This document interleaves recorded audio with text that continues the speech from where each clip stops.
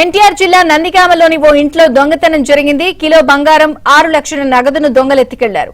గుర్తులు కనిపించకుండా నీళ్లు పోసి పారిపోయారు. ఘటనా స్థలాన్ని పోలీసులు క్లూస్ టీం పరిశీలించింది.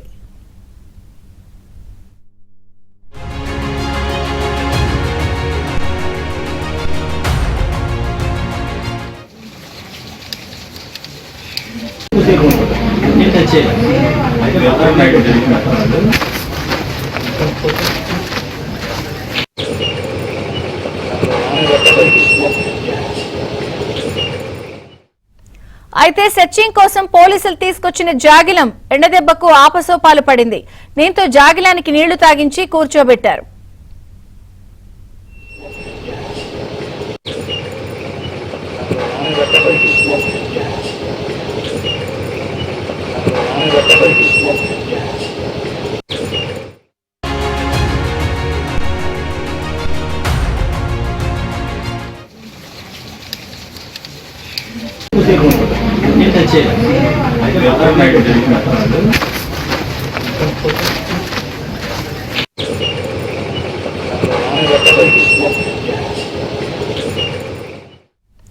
అయితే సెర్చింగ్ కోసం పోలీసులు తీసుకొచ్చిన జాగిలం ఎండదెబ్బకు ఆపసోపాలు పడింది.